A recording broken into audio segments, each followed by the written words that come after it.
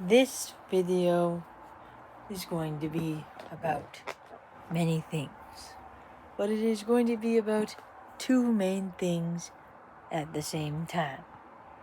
Cleaning things perfectly as a visually impaired person, and what type of visually impaired person people are.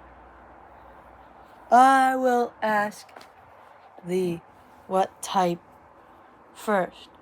What type of visually impaired person are you?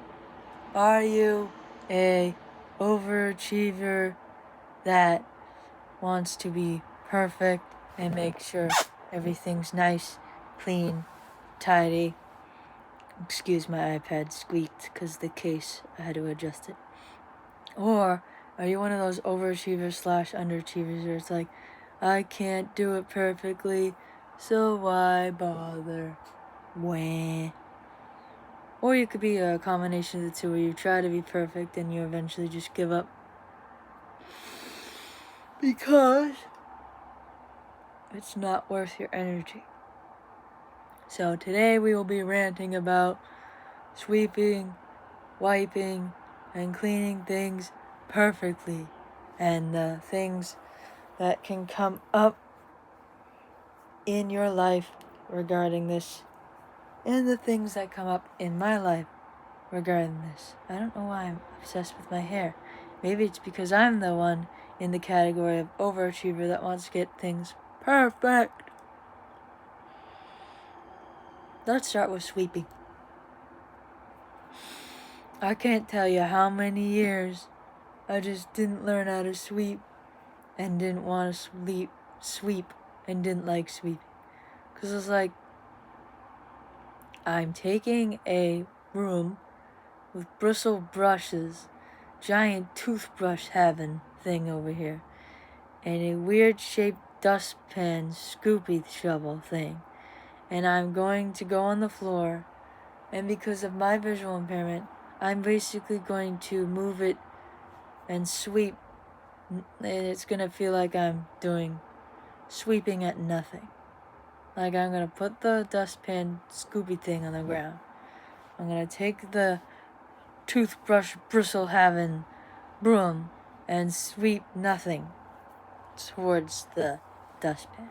Because to a visually impaired person, and if you have severely worse vision than me, it's like you're not doing it. It's like, why would I do something where I feel like I'm accomplishing absolutely nothing? But blind people will be like, wait. What about sound?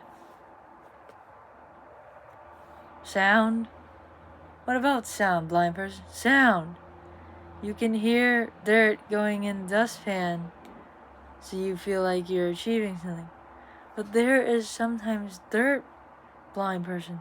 Most dirt is like so small, so teeny weeny, you can't hear it going into the dustpan. And then people who have slightly better vision than me, or the same vision, be like, at the end, when you sweep, you see that there starts to be brown and grays and tans in your pan if you're sweeping on a real dirty floor, right? Right? If I get to the end, man, I'm starting to sweep, and I'm sweeping. I sweep like a quarter of the kitchen, and I look down, and I'm like, there might be like some tan or like manila folder colored dirt or some light tan colored cereal crumbs, but is there enough in this pan right now for it to be worth it to sweep the rest of the kitchen or the rest of the house? Because I did all that work. It's calorie burning, and it's you bend your back, so it's muscle straining for what? A tenth of the dustpan has like a few crumbs. But isn't one crumb in it better than none? Okay, But you could mistake crumbs for the fact that you just have an old dustpan that just have stains on it. You know? You go to put your, like, one finger to see if you got anything as a visually impaired blind person. You just, like, making sure you're actually doing it right. And you're like, oh, I thought that was dirt, low vision people. Oh, it was a stain. So, it's weird. It's tricky. Now, the good thing is I swept today. I swept my kitchen, living area, hallway, bathroom, areas with hard floors. Because you can't sweep a rug. You just can't sweep a rug. And I wasn't getting much in the kitchen. And I'm like, wait a minute. Isn't that a good thing? That means my dad's not bringing his dirty carpenter boots in the kitchen anymore. Which means there's less dirt. There's just, for some reason, visually impaired people, I'm not sure if you relate to this, I feel like I have to, achieve something when I do a chore. I, need to collect some clump of dirt to feel like I'm doing chores even close to a normal person. But I sweep and sweep and sweep the whole kitchen, and there's barely anything in the dustpan. I don't celebrate going, oh, I guess this was cleaner than I thought it was. I go, oh, I'm vision impaired. I must not have gotten much dirt. And I either go to sweep it again or I go, you know what? Nah. I'm going to move on to the next room because I really don't want to go through this room 3,000, 4,000 times. And the weird thing, as I did a short earlier, is you could sweep and sweep and sweep and sweep and sweep and you'd still get dirt. So it's like, how could you get dirt every time you sweep, even though when I sweep, it's like, did I even get anything? It's a both and. So that's sweeping. Why didn't you put vacuuming on this list? Dude, the vacuum does it for you. If the vacuum doesn't pick it up, it probably ain't ever coming off the ground. Then you could get the Swiffer picker-upper broom thing, the mop. You know those shark mops that are flat instead of in cartoons where they're the weird paintbrush. Mops, when I was a little kid, I'm like, oh, it's like a giant paintbrush, but for dirty stuff. But now, you can have, those electric mops. You plug in, you make sure it's full of fluid, and the pad just sops it. It's like a towel on a stick. It just sops up all the dirt. That's cool. But how do I make sure I'm in straight lines? Because I either have low vision or I'm blind. Well, I think blind people, especially in their houses, they kind of memorize with their muscle memory and just their orientation what their house is, what shape it's in, the depth of the rooms, the shape of the rooms, the size of the entirety of the house, and the map out layout. They do that. And two, for low vision people or people with visual impairments that just may not have been given the delightful gift of natural orientation, try your best to go straight. The vacuum, again, will do more for you. I'd go straight and then move over halfway and overlap. I overlap to make extra super sure I vacuum. And I either wear very thin slipper shoe and most of the time I wear socks. So if there is a big crumb of some kind of dirt or rock, I'm gonna ooh, I hope you don't stick on my sock, because I'm gonna come back around and get you. And with the vacuum, go forward and backwards. Some people, when they vacuum, they go forward, then move over, then go backwards, then move over again, then go forwards. No, go forward straight as you can, backwards straight as you can. So you doubly make sure that you got everything. Now, I named this video Rant Cleaning Perfectly. That is just the hyperbolic emphasis on how frustrating cleaning is for visually impaired people, because us overachievers that actually do chores until it's perfect, we want it perfect. But there's no such thing as perfect. I think when I say clean it perfectly, I mean, I want to be able to do chores as close to a sighted person as possible until I'm exhausted. I'm like, you know what? This ain't worth it. I'm not even gonna have company over this week. I'm done. Some people are just dumb before they even decide to clean. Oh, I might sweep today. No, the floor looks clean enough. I'm not gonna find any dirt. And if you are one of those people, nah, I'm not judging you. Especially if you live at a house and you're like, we don't have company much. It's just when your house starts to smell, or you feel like the ground's weird under your feet if you wear socks and not shoes around your house. It's like, nah, that's when you have to start cleaning.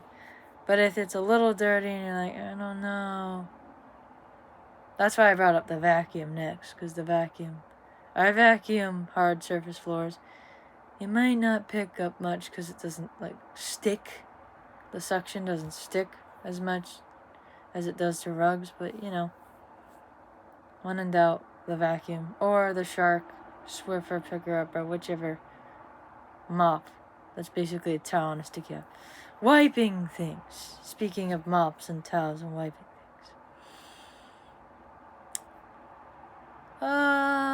This one's not as bad for me. This one is kind of easier for visually impaired people. Tell me in the comments if it's not.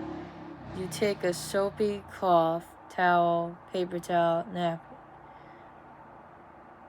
Put it on either a flat surface or a table or anything that just needs to be scrubbed.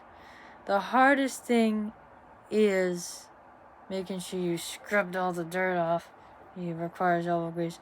And sometimes you go to wipe a flat surface, hard surface, and you're like, did I get it all off? Because crumbs, again, are teeny weeny. But if you get a wet cloth with soap, all that stuff go. And for the crumbs that will go on the floor, hopefully you're sweeping after you wipe down your flat surfaces. Or you can get a trash can, put it directly in front of the section you're wiping, and basically wipe all the dirt in the trash can. Again, people are gonna ask, how do I make sure I'm going straight? Same thing as the vacuum. Wipe as straight as you can, back and forth, move over slightly, and overlap. Or if you have good enough vision, just kind of follow the shape of the surface, whether it's a counter or a table or a window or a fridge. But if I go forward and backwards, the dirt will go on the other side of the table. If that happens, sweep or vacuum. More than likely, I would personally recommend going to the other edge of the table and wipe backwards towards the trash can, then forwards, just to get all of the gunk that will stick to the paper towel. If you think there's dirt to go in the trash can, have the trash can in front of you, you're behind it, and you're scrubbing backwards. Now, the hardest thing, in my opinion, to wipe down and clean are two things. I should have said the hardest things. A stove that's not flat top, because not everyone can have flat top. Flat tops are typically electrical. I live in a house that's still gas only, so no flat top. I can't have flat top stove. Stove/oven, I put them in the same category. And microwave. Ooh, I've never cleaned a toaster oven. That's another hard one, because you gotta get all the pieces out and you gotta get them out of the way. You don't want to get any of the dirt in the burners that, light on fire so you can boil pasta, cook meat, saute vegetables, and all that stuff. And it gets so freaking disgusting so fast. You're like, how is this stuff sticking to the freaking stove? Ovens and toaster ovens. These guys are hard because A, you gotta take the racks out. Not really hard, you just gotta put them on a sink and rinse them and just make sure you put them back in. It's easy to take stuff out, not so easy putting it back in. I don't know why. You gotta get it aligned and you gotta figure that out. As a blind or severely low vision, visually impaired person, you gotta do it by feeling, or you gotta get your phone out, zoom in, magnifying glass, or ask someone on Be My Eyes or an AI. I don't know what you guys do anymore. I'm sure there's an AI thing. And 2, the second thing that's hard about cleaning an oven or a toaster oven. And by toaster oven, I mean one of those that's opens up, not bing, the toast comes out. That's even worse. All 3 of those. It's dark. It's dark in there. Oh, I know, you can get a flashlight and the oven has a light in it. Still, it doesn't really light up the thing that much, especially the big cube oven.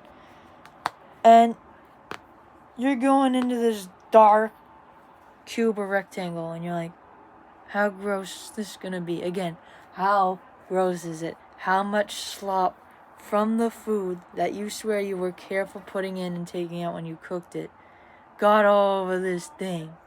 Evaporation of certain spices and food that gets gloppy all over the top of the thing. Microwave is kind of like the oven and the stove in the sense that you gotta get the parts out, clean them, and the microwave plate that spins, that thing gets nasty. Even if you're one of those clean people who covers their food and you make sure the nachos and cheese doesn't melt dripping down the plate, it gets so nasty still.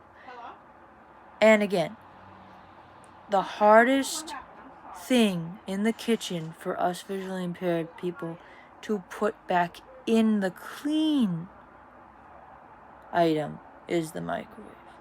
You have to fit the triangle, circle, square pieces that sit on top of the rotator of the microwave perfectly, or it won't sit flat. And it's like war to get that thing to sit flat. And don't forget the nastiness of the microwave. I wipe in the sides, I'm wiping the bottom of the microwave, and I go to touch the roof of the microwave, the ceiling, right? Ceiling of the microwave. So much food evaporates in the ceiling of the microwave. Now, luckily for me, my microwave is white on the inside, so it's bright, but still, it's gross. So those are my things on sweeping, vacuuming, cleaning, and wiping. Sorry, my mom's getting a snack out there in the kitchen, and hopefully I cleaned it good. She's usually not as picky as me when it comes to cleaning. I think there have been some other people in my life, like grandparents or TVRs, that try to nag me about learning independent living skills. My parents are actually pretty chill. Although my dad isn't in the kitchen a lot, but when he's in the kitchen, it's scary. It's scary. The dishes aren't stacked right. The sink's not clean right. The oven and the toaster oven weren't assembled back together right. And usually it's both my mom and I's fault, not just my fault. But sometimes I assume It's more my fault. Anyway, here is our scripture to encourage you in ranting on how cleaning things is hard and cleaning things perfectly is hard. If you love me, keep my commands. John 14:15. If you love me, keep my commands. Mandy, that's the shortest verse ever. No, it's Jesus wept, or he wept, when Lazarus died. Interesting fact for you. That's the shortest verse ever. I think that's John 11:35. I could be wrong about the chapter, but I know it's a verse 35. Or, yeah, it's something around there. If you love me, keep my commands. One of the commands is to love your neighbor as yourself, or honor your mother and father. So whether or not you're living at home with your parents, or living with roommates, even if cleaning is frustrating as heck, but that's good. Keeping Jesus' commands is honoring people and making the best effort to do things like cleaning and other household things to contribute. It's mutual respect. It's the last one, like, ever? Seriously. She's that loud on the phone, dude. I'm not even kidding. That's just a tangent. You hear that? I'm not filming this again. I'm not. So, if you found this helpful and my rant was relatable and the scripture was ministering to you, please share it, because when you share the video, YouTube will share it with people who could benefit. If you like this video, aside from the loudmouth over there, I'm sorry, I shouldn't call her loudmouth. I just said on your mother and father, and I just instantly failed. Well, I'll have to apologize later. If you hit the like button, YouTube will push it out to people as well. And if you want to see more videos that are on relatable rants or other visually impaired topics, subscribe. And subscribing will push the channel out to more visually impaired people, so they can get these videos and actually find someone they can relate to. Finally, if your apps are not completely exploding, ring the notification bell. You can go under your settings on your device and either set it to all videos or some videos and customize it yourself. That's it for this video. Until next week, bye-bye.